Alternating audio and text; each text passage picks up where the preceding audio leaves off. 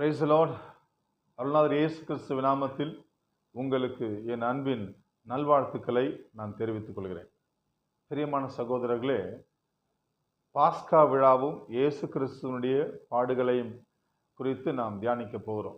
யோவான் சுவிசேஷத்தில் இந்த பாஸ்கா விழாவோடு இயேசு கிறிஸ்துவனுடைய காரியங்கள், அவருடைய மரணம் வரையில் இரண்டும் ஒன்றோடு ஒன்று தொடர்பாய் வருகிறதை, ஒன்று சேர்ந்து இணைந்து வருகிறதை நாம் காண முடியும். யோவான் சுவிசேஷத்தின் அடிப்படையில் நாம் இயேசு கிறிஸ்துவனுடைய பாடுகளை தியானிக்கும் போது, அவருடைய அற்புதங்களை எல்லாம் நாம் தியானிக்கும் பொழுது இந்த பாஸ்காவோடு அவைகள் இணைந்து வருகிறது. எனக்கு அன்பானவர்களே, இயேசு கிறிஸ்துவனுடைய முதல் பாஸ்கா, யோவான் சுவிசேஷத்தில் முதல் பாஸ்காவை முதல் அதிகாரம் வசனங்கள் 1-18 முடிய உள்ள வசன பகுதிகளில் நாம் பார்க்கும்பொழுது இயேசு கிறிஸ்துவை குறித்து திருமுழுக்கு யோவானினுடைய சான்று, இயேசு கிறிஸ்துவை குறித்து யோவான் ஸ்நானகனுடைய சான்று அங்கு வெளிப்படுகிறது. அதை தொடர்ந்து கானாவூர் திருமணத்தில் தண்ணீரை ரசமாய் மாற்றுகிறது, முதல் அற்புதம். அதை தொடர்ந்து இயேசு கிறிஸ்து கோவிலை தூய்மைப்படுத்துகிற காரியம், அதாவது அவருடைய ஆலயத்தை வியாபார கூடமாய் மாற்றியிருந்தார்கள். அதை எல்லாவற்றையும் அவர்கள் அப்படி வியாபாரம் செய்தவர்களை ஆண்டவர் துரத்தி அடித்தது, அவர்களுடைய மேசைகளை எல்லாம் கவிழ்த்து போட்டது. அதோடு மட்டுமல்ல, என் வீடு எல்லா இனத்தாருக்கும் ஜெப வீடு என்று இயேசு கிறிஸ்து அதை கல்வரின் குகையாய் மாற்றிவிட்டீர்களே என்று இயேசு இங்க முழங்குகிறார். அல்லேலூயா. அதை தொடர்ந்து இயேசுவும் நிக்கோதேமும் சந்திக்கிற ஒரு நிகழ்வு இருக்கிறது. இந்த காரியங்கள் எல்லாம் முதல் பாஸ்காவிலே வருகிறது. முதல் பாஸ்காவிலே யோவான், திருமுழுக்கு யோவான் ஸ்நானகன் தனக்கு பின்பாக வருகிற ஒரு யார் என்று இயேசு கிறிஸ்துவை குறித்து, அவர் எப்பேற்பட்டவர் என்று அவர் முக்கியமாய் சாட்சியிடுகிறது. இந்த நிகழ்வில் மிக முக்கியமானதாகவும் பிரதானமானதாகவும் அது இருக்கிறது. அல்லேலூயா. அதை தொடர்ந்து இயேசு கிறிஸ்துவனுடைய முதல் அற்புதம் இங்கு நடைபெறுகிறது. இரண்டாவது பாஸ்காவில், அது 6ஆம் அதிகாரம், யோவான் சுவிசேஷம் 6ஆம் அதிகாரம் வசனம் 1-71 முடிய உள்ள பகுதிகளில் நாம் அதை பார்க்க முடியும். இந்த இரண்டாவது பாஸ்காவில் அப்பம் பழுகுகிற காரியம் நடைபெறுகிறது.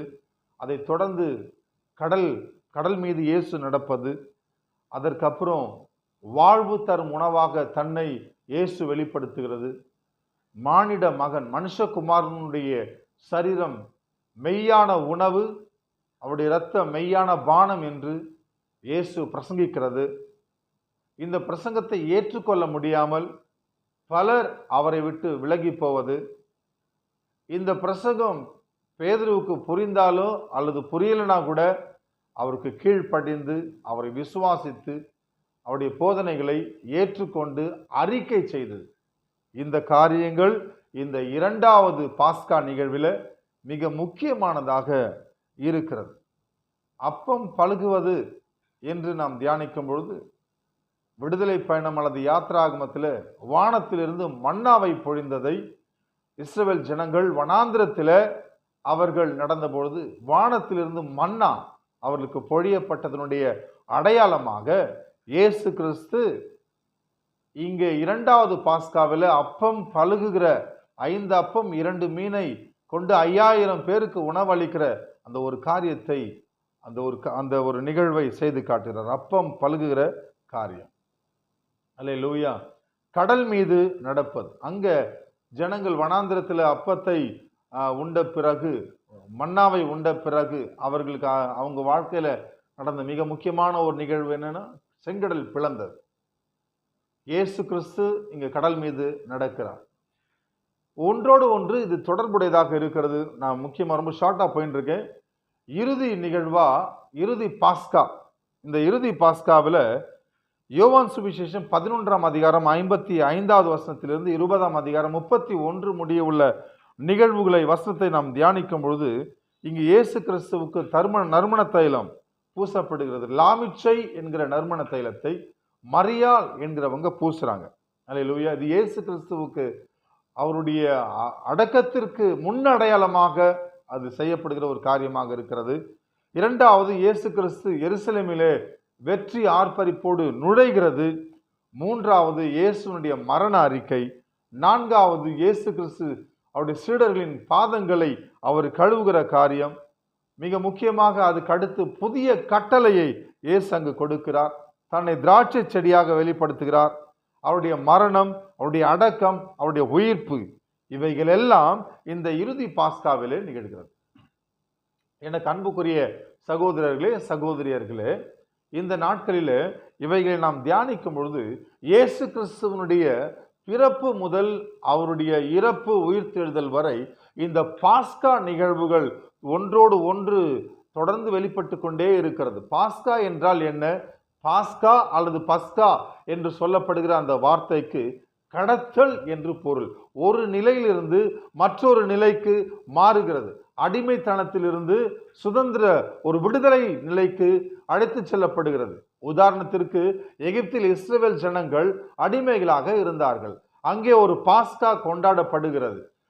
விடுதலை பயணம் 12ஆம் அதிகாரத்தில் அல்லது யாத்திராகமம் 12ஆம் அதிகாரத்தில் ஒரு ஆட்டுக்குட்டியை பலியிட்டு, பஸ்கா ஆடு என்று சொல்லப்படுகிற அந்த ஆட்டை பலியிட்டு அதனுடைய இரத்தத்தை எந்தெந்த வாசல்களில் பூசி இருக்கிறார்களோ அந்த வாசல்களில் சங்கார தூதன் நுழைவதில்லை என்கிற ஒரு நிகழ்வு அங்கு இருக்கிறது. அதை தொடர்ந்து செங்கடல் பிளக்கிற அனுபவம்.